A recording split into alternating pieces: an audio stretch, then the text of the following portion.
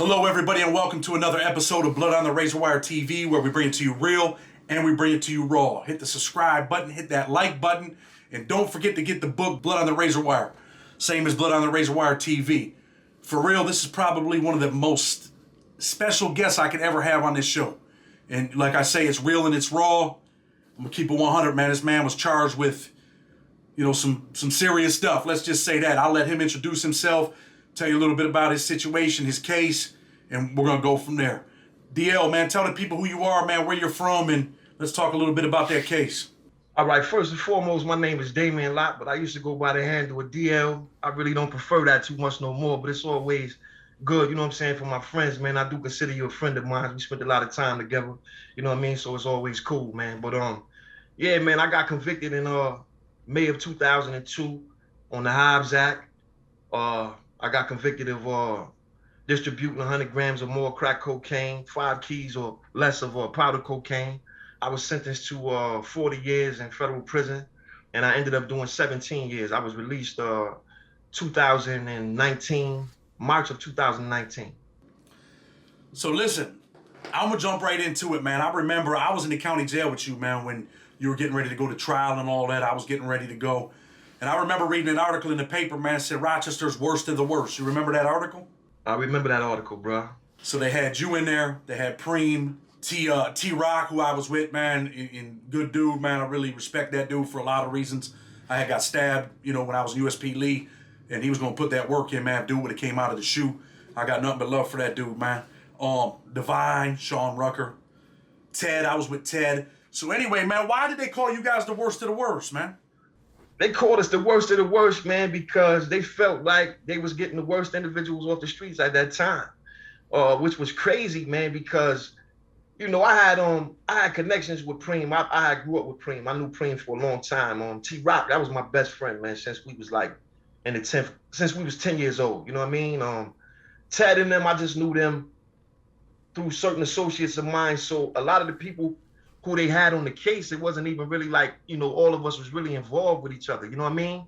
The government just kind of like threw a whole bunch of shit up against the wall and just hoped that it stuck. You know what I mean? But at that time, they was calling us the worst of the worst, man, because, dudes was out there bugging, man. They said we was responsible for about 20 murders in the city. You know what I mean? A lot of home invasions, a lot of robberies, so, they just labeled us the worst of the worst. So that's what I'm getting at, man. They alleged there was a bunch of murders in Rochester. I mean, it's a crazy city right now, but they say you guys were the worst of the worst, the most dangerous this city had ever seen. And I remember reading an article about Ted. Ted was testifying at the trial, and he admitted on the stand to 8 murders. And the government the government agreed to give him what, a 20-year, 25, really they wanted to give him like 15 years or something, and then the judge rejected that, right? Exactly, they ended up giving him 25. They gave him 25 years after he admitted to 8 murders on the stand. It's kind of like the Sammy the Bull story, right? Do what you want to do, and the government looks out. So I remember LG, man. You want to talk about LG a little bit? I mean, some people in the town might want to hear a little bit about that story. Is that something we can rap about it, man? If you want to talk about it, whatever you want to know, man. Whatever I can assist you with. So I was also friends with Sherman Green, who was LG's best friend. Remember Sherman Green? Exactly. I know Sherman Green. He testified at my trial. Okay. And I was there when T-Rock jumped on him in Batavia after he testified at the trial. Exactly. So LG ended up dead, man. They said that, his back was broke. He was drowned in a tub. I had heard all that. Then they found him on Cutler Street, right? They found him on Cutler in a van. He was in a van. Was he in a box? Yeah, his whole back was broke, man. They stuffed him in a box and sealed the box up. So when they found him, his back was broke, you know what I mean? He was hurt up real bad, Apparently, obviously he was dead, you know what I mean? And he just was in a box wrapped up, man. That's crazy, man. Crazy story, right?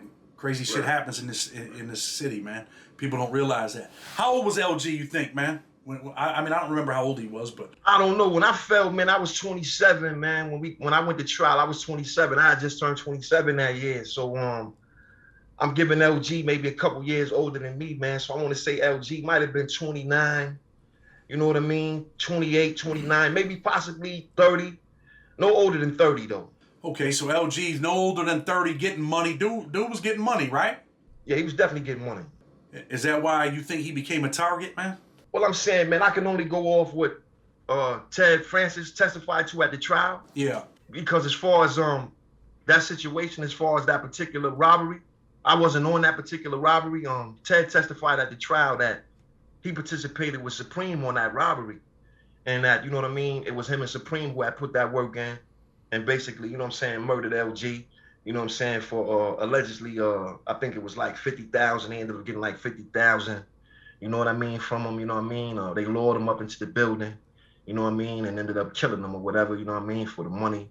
You know what I'm saying? So that was one of the murders that Ted ended up testifying to at the trial that we was in, you know. Okay, so, you know, like my channel is to save kids from life imprisonment, premature death, right? So I want these dudes to know, man, that LG lost his life for $50,000, man. Yeah, he lost his life. Ain't no doubt about it. He lost his life. I mean, you got wolves out there, man. You know what I mean? And at one point in time, there is no question. You know what I'm saying? I was a wolf, you know what I mean? And I ran with a pack of wolves. And you know what I mean? It was our everyday thing, man. You know what I mean? Was to get up, you know what I mean, and figure out who was getting money, who was getting at it, you know what I mean? And we was on their heels. You know what I mean? You know, we was watching them, we was surveilling them, you know what I mean? We was moving like the police would move, trying to conduct a drug bust, you know what I mean? But we was trying to conduct a home invasion, you know what I'm saying? Or trying to conduct a robbery, you know what I mean? So, you know, he definitely lost his life, man. You know what I mean? He definitely lost his life, man, due to selling drugs, man. Let me ask you this, though. So when the wolves are out to get the victim, right? Is the intention like, yo, we got to kill this dude because he might try to get at us? I mean, or is it, yo, we're only going to kill the dude if we have to? Or is it just like, hey, man, nothing's fair in love and war? I mean, well, nothing's fair in love and war, man. You know, like, I can't speak for all the individuals that I ran with, man. I can only speak for myself. You know what I'm saying? There's some people may look at the video and they be like, man, this dude full of shit. But my thing is this, man, like, if I was doing a robbery, man, to really be honest with you, man, the last thing that I really would want to do, man, is kill somebody. You understand what I'm saying? I mean, I'm really there. I just want the money, man. You know what I mean? But when you're doing that type of stuff and you involved in those situations, anything can go wrong at any given time. You know what I mean? And from my understanding, one of the reasons why LG lost his life, man, was just based on the fact that they knew this dude had access to a lot of money. Yeah. So they didn't want to take the chance of him coming back and putting money on their head. You understand what I'm saying? And I think the way that they went about doing it, you know what I mean? And this is just strictly, this is public record, you know what I mean? These transcripts can be accessed. But one of the things that Ted testified to at the trial was the fact that when they, you know, when they got him up in the house and they started talking to him, they were saying that a lawyer, a prominent lawyer in Rochester, New York, which was he recently did a lot of time. You know who I'm talking about. Mm-hmm. Supposedly he had fed some information to Supreme about LG being a rat. You understand what I'm saying? So that was one of the reasons why, you know what I mean, I think LG had lost his life. You know what I mean? I guess they wanted to, you know, they killed him for the money, of course. You know what I mean? But one of the reasons was because this lawyer had said that LG was a rat. You know what I mean? So, I mean, when they went on that particular robbery, they already knew, yo, we're killing this dude. He ain't walking away. Yeah. They already had that in their mind, man. You know what I mean? So let me ask you this. I know you were convicted, man, and I don't want to ever put you in any position, but is there anything that you can talk about? Anything that you were specifically involved in that's already gone to trial and whatever? I mean, a robbery that you went on where, you know, you had to do what you had to do. Well, you know, I'm saying, it's on you, I mean, man. You know, it's all, you know, a lot of that stuff don't never go away, man. But I'm saying I was charged with a lot of shootings. I never got charged with a specific murder in my case.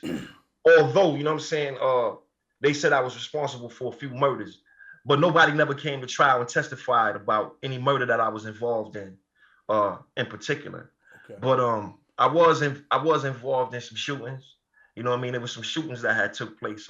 One individual in Pacific was Jason Sidman. I'm quite sure you know about his situation. He just got caught up with the mayor recently, with the mayor's husband. Yeah. They just got caught up in a big drug conspiracy. You know what I'm saying? He just got knocked off by the feds again. You know what I mean? But they used his testimony against me. You know what I mean? The fact that they say that I robbed him. You know what I mean? For some drugs and money. You know what I mean? They used that as one of the acts and with the Hobbs Act case that they placed on me. They used that situation. You know what I mean? So you know he testified about me shooting him and whatnot. I was also implicated in the the murder of Leonard Spears, which was a contract murder that they tried to place on me. You know what I mean? But I know you know Dazzy. He ended up going down for that situation. I know who Dazzy is. You know what I mean? Ended up playing for that murder. You know what I mean? So you know, it's a lot of things that took place, man. But as far as with my case though, the pillars on my case and the two main witnesses in my case was Anthony Martin, which was Dut, and Jason Sipman, you know what I mean, which was JS. You know what I mean? Those were the two pillars in my case, man. If it wasn't for them, I probably wouldn't even got jammed up by the feds, man. You know what I mean? But they was the main ones who testified against me at the trial. Let me ask you this. Jason Sipling, right? Right. I know he testified on you. He actually testified at the trial, right? Exactly. So let me ask you this. You think he's going to go implicate the mayor and tell on whoever he can now to get out of jail? Oh, he gonna definitely tell, man, because that's what he do. You know what I mean? You know, he definitely gonna tell. You know what I'm saying? I mean, somebody just sent me some public records now. You know what I mean? The government complained against him, and I guess within the complaint you can see that you know, they got it written out where he already been interviewed and then basically told on himself and told on his crew already. You know what I mean? So I guess they just trying to maybe get him to hang us bigger fish or whatever. But yeah, you know, he definitely gonna tell. That's what he do. I was with him in Raybrook when he got there that day, man. I had told him, he tried to talk to me, and I'm like, look, because I know him too from the neighborhood. And he's like, yo, man, I need some soap and deodorant and toothpaste. And I'm just like, look, man, these New York dudes ain't playing no games, man. You're not gonna be here in an hour, man. Yeah, they're gonna run you up. And I told him, look, man, after we talk this time, we can't never talk again, man. Right. I left him with the child. When I came back, man, he was actually running down the hill to get out of there. They had some real wolves over there in Raybrook too. They run it like a mini pen, man. Oh, yeah, Raybrook was serious. And the New York dudes weren't going for that, man. And there were some Rochester dudes in the unit, so it didn't work out for them, man. Right. So, look, man, people are out here getting money, right? Some of these dudes are young dudes, man. They could be a target at any time, right? Man, they can definitely be a target. I mean, you know, whenever you got drug dealing, man, you know, you always got people that's trying to take them drugs, man. You know what I'm saying? So, you know, a lot of people look at it like, damn, you know, these dudes is haters, they robbers or whatever, man. But, you know, all that stuff just coming, it's a part of the game. To me, it was always a part of the game, man. I hear you. Let me ask you about Ted Francis, because he told me, I had talked to him directly, man, a bunch of times, right? And he had told me, he said that after, man, that stuff happened with LG and some of the things that he had done, you know, some of the people that he had killed. I think he might have testified to this at the trial. He said he used to pray, man. Is that true? Did he used to have like a little prayer or some shit? I don't know, man, because really, to be honest with you, man, you know what I'm saying? I had met Ted, man, maybe one-on-one, I want to say twice, man. And he testified at the trial. But the crazy thing about it, man, you know, which was so crazy, it was like over 30 witnesses that got on the stand. And like I said, it was 2 people that testified against me, you know what I'm saying, including some detectives and some police officers or whatever, you know what I mean, that came in, you know, with testimony that was geared straight towards me. But when it came to him testifying, man, which was so crazy, and his testimony was really damaging towards me because after he finished testifying about the 8 murders that he was involved in, right? And then he testified about the robberies, you know what I'm saying, and the murders that he was involved in with Supreme. Prosecutor asked him, does he know me? And the man testifies and says that he seen me at Supreme House one time that I was with Supreme. You understand what I'm saying? So I know this was a tactic that was used by the government just to basically show that I was you know, that I knew these individuals. You know what I mean? Yeah. So he had nothing to testify about me about, but the simple fact that he had seen me at Supreme House on one occasion. You see what I'm saying? But that testimony right there was damaging within itself because this is an individual that just testified being responsible for 8 murders, man. And then he testifies and say that he saw me at Supreme House on one occasion and that I was in the house just chilling with Supreme. You see what I'm saying? So now the jury is looking at it like, you know what I mean? I'm guilty by association. It's what you call a spillover effect. You know what I mean? And that was sort of like how I was convicted, man. You know what I mean? Basically, like a lot of the stuff that was going on at the trial, it just kind of spilled over right over on me, man. You understand what I'm saying? Because I'm sitting right next to Supreme. So now you got this dude testifying about how Supreme then broke this kid back. You know what I'm saying? Then basically choked him with 2 hands to death, you know what I'm saying? Strangled him, put them in the tub, wash them off with bleach to kill the DNA and all that. And then you testifying saying that you saw me at Supreme's house on one occasion. And it was mutual individuals, man, who got on the stand and testified. And this was all they had to say about me, was the fact that they saw me at Supreme's house on one occasion, man. So he wasn't the only one to do that, man. You know what I mean?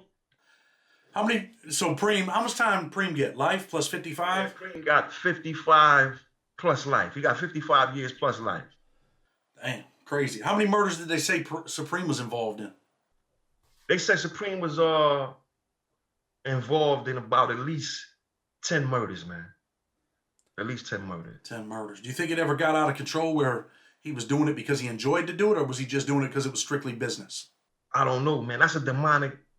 That murder demon is a demonic demon, man. Some people get a taste of blood, man, and it goes to their head, man. You know what I mean? It becomes a sense of power. You know what I'm saying? Unfortunately, man, I've been around a lot of killers. You know what I'm saying? I grew up around a lot of individuals, man, who was involved in murder. You know what I mean? For some, you know, they put that work in and they're kind of a different person. But then to some, man, it kind of goes to their head, man. You know what I'm saying? So, you know, I don't know if that spirit took over him to the point where, you know what I mean, he became demonic with it, man. But all jokes aside, I mean, dude was a serious dude. He really wasn't nobody to fuck with, man. He was a serious dude, man. 100%. I mean, I knew who he was because he's from we're from the same neighborhood. Exactly. I knew who he was since I was a kid. And when I started getting money, petty money at the time, but when I started getting real money, I definitely didn't want to be in his lane. You know what I'm saying? Right. Because, the streets talk, man. People knew what was going on. You know what I'm saying? They definitely knew what was going on. And people, I'm keeping 100, man. People feared you guys. You know what I'm saying? People were like, man, and I'm sure there's plenty of people that thought they were ready if you showed up, and they weren't ready when you got there. You know what I'm saying? Nah. and like you said, man, I want these younger dudes to understand this, that you're out here getting money, man, you're taking a chance with your life, man, in prison or in the street. And that there's, there's people out there that ain't just running up on you and doing a petty robbery on the corner. There's dudes out there doing investigations, man, putting GPS on your vehicle, watching you. Yeah. Because I've seen, like, you know, I mean, I've been home now for the last 3 years, and the technology now compared to when we was out there, man, the technology is crazy. Like, this technology you would have to buy, man, from the spy store. I don't know if you remember the spy store. Yeah. Yeah, they used to have the spy store. So, like, we would get GPS kits, man. You know what I mean? Them things would cost. We get the GPS, the tracking devices, stick them up underneath your car. You know what I mean? Get your readout like that. You know what I mean? So all that stuff costs. But now, man, it's all at the touch of a button. Like, you can find out somebody's location, man, by just knowing their phone number. You know what I mean? Yeah. So the technology is crazy now, man. It's crazy, man. You don't even have to pay for that stuff no more, man. You know what I mean? Yeah. Was there ever a time where there was a murder and you might have been like, damn, man, like scared of the police type shit, where you're like, man, I don't want the... I'm worried about, getting arrested. Did that ever enter your mind? Man, getting arrested entered my mind, man, every day, man. You know, I think that's something that always come across your mind when you out there committing crime. But one thing about a criminal, man, for some strange reason, man, you start telling lies to yourself. You know what I'm saying? I like to say, man, you start rationalizing things. You know what I'm saying? And that word rationalize is basically interchangeable with rationing lies. You start rationing lies to yourself, like you're invincible, like, this can't happen to me, like I can't get caught, you know what I mean, like I'm moving too slick, you know what I mean? But in the back of your mind, you know what I mean, getting arrested, man, or going to prison, man, it's always in the back of your mind, because eventually, you know what I'm saying, it's like the course of the inevitable, man. You're going to eventually get caught up. You know what I mean? You can't beat the streets. It's impossible. It is impossible, bro. You know what I mean? Either you're gonna get arrested, or either you're gonna get into some type of interaction where it's gonna cause some beef, where you can lose your life. You know what I'm saying? If you're lucky, you end up in prison. You know what I mean? If you're lucky. Man, say that again. If you're lucky, you could end up in prison. If you're lucky, man, you can end up in prison, man. If not, man, you know what I'm saying? You may end up dead, man. You know? Let me ask you this. Puerto Rican Rosie, remember her? I do. Do you remember the situation with Flash? I do. So Flash got lucky, man. well, Flash got lucky because you were there, right? No, Flash got lucky because my man was there. I wasn't on that one. Oh, who was it? T Rock. T Rock was there, you know, and T Rock, I knew him from the halfway house, man. T Rock saved his life, man. You know what I'm saying, that night. You know, them dudes was ready to eat his food, man. But T Rock kept him up off him because he got caught smack dab in the middle of that situation, man. So really there's a plot to go rob Puerto Rican Rosie. She's getting money, right? Exactly. I was supposed to have been on that jukes that night, man, but I took off, man. I had a little thing that was going on, man. So I ended up leaving, man. But I was supposed to have been on there. I was supposed to have been on that one that night, you heard? So they go in to rob Rosie and Flash is in there having sex with the chick, right? He's in there on the couch. From my understanding, he was in there on the couch, you know what I'm saying? Entertaining her, you know, getting ready to hit the scans, you know what I mean? And they come in to rob him and then everything goes bad. They bust up in the house, boom, you know what I'm saying? They snatch Rosie up, you know what I mean? Snatch her mother, wake everybody up in the crib, you know what I'm saying? And Flash is there, you know what I mean? And my man tell the rest of the people like, yo, listen, man, that's my man, you know what I'm saying? We was in the halfway house together, boom, boom, boom, let him live. Yeah. You know what I mean? So they let Flash live, you know what I'm saying? They ain't really wanting to live, though. They was really wanting to eat his food. They was kind of mad about that shit. That shit was like a big joke for a minute, you know what I mean? When I came around, like, yeah, you say this nigga, you know what I mean? Like, he Captain Savor this and Savor that. You know what I mean? So they ended up saving him that night, though. But yeah, they wanted to eat his food, though, bro. So T-Rock had a little bit of a heart, man. Sounds like, right? T-Rock got heart, man. T-Rock come from a good family, man. You know what I'm saying? We grew up on the same street, man. You know what I'm saying? God bless his mother, man. He lost his mother since he been down, man.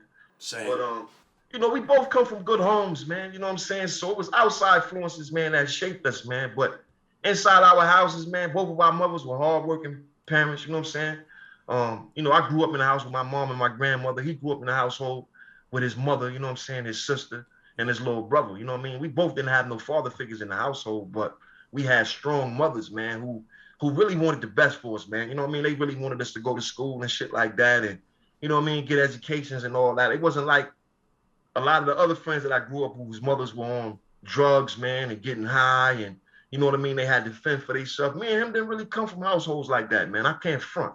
You know what I mean? We came from decent households, man. You know what I mean? I understand 100% because I was in USP Lee with T-Rock, man. And like I told you, you know, when dude had stabbed me, I went to the hole. Dude went to the hole. They were talking about letting that dude out of the hole and shipping me. Right. T-Rock had told the homies, you know, from Rochester, like, look, if this dude comes out, I'm stabbing this dude. I'm going to kill this dude, man. Because he had stabbed me. So I got nothing but love and respect for that dude, man, for everything that he's done for me. And he he would have put that work, man, sure.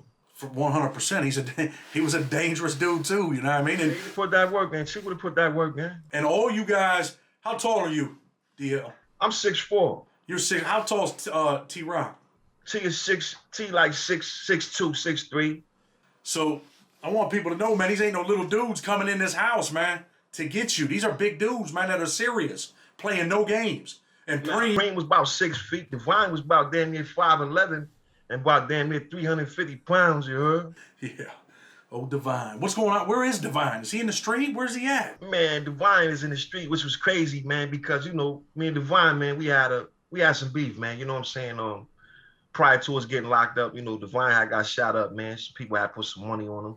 You know what I mean? And that came out, you know what I mean, that I had something to do with basically him getting shot or whatnot, man. And the crazy thing about it, man, is that when I came home, you know, it was a lot of talk and we ended up seeing each other, man. And it was only by the grace of God, man, that we was able to rectify that affair, man, without it coming to violence, man. You know what I mean? Yeah. And to really be honest, man, you know what I'm saying? Every now and then, man, you know what I mean? He'll hit me on the text and, you know what I mean? You know, just tell me that, you know, he happy, man, you know, that I moved on, I'm out the street, you know what I mean? And I check up on him here and there, you know. The friendship will probably never be what it used to be, just based on the politics, you know, the fact that, you know, all the situation, you know, you're familiar with the case, you know what I'm saying? Yeah. But, you know what I mean? I'm just glad, man, that we was able to, you know what I'm saying, get over it, man, and didn't have to come down to, you know, it becoming violent, man, once I got home, man. You know, because I thought that's what it was going to come down to, man. I thought it was going to come down to either one of us losing our life, man. You've done too much time, man, to have to go back. You know what I mean?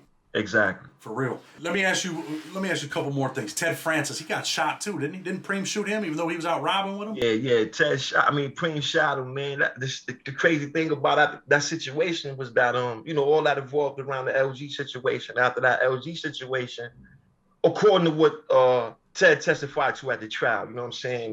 This is public information, as I say, they can go back and get his testimony offline or whatever, you know what I mean? But he said that he didn't really receive any proceeds from the LG robbery.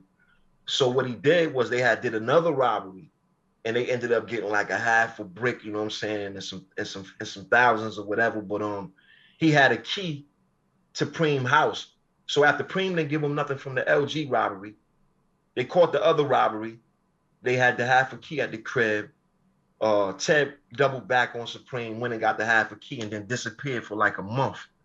So he runs into Supreme one night down at the Greyhound. So Supreme rock him to sleep. Supreme getting off the bus coming from New York. And he see Ted. He like, yo, I need a ride. You know what I'm saying? So, he rocking Ted to sleep the whole time. Ted take him to the house. They pull up in front of the house. He asks Ted, he said, yo, I got some weed in the crib. You want some weed? So Ted like, yeah, I have some weed or whatever. You know what I mean? So when Preem come out, man, you know what I'm saying? Preem go up in the house. He grab the 4-4, come out, man. Blow right at the driver's side window, man. Hit him right in the shoulder, try to blow his face off, you heard? Try to murder him right in front of his mother house, you heard?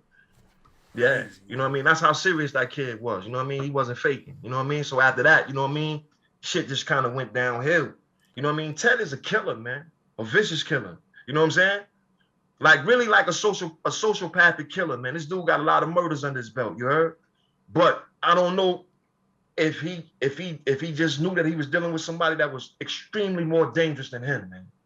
You know what I'm saying? Listen, man, both of them dudes were dangerous. And like you said, man, with Ted Francis, I was in jail with him. I was on the mainframe with you and Preem and all them. I remember when Preem wouldn't even he'd tell dudes who they couldn't play basketball. Remember that? But you ain't playing no ball today. And these were gangsters in the street. They're in jail and he's telling them they can't play basketball. Right, he beating niggas up down there, beating dudes up down there and everything. Telling them they can't do this, telling them they can't do that.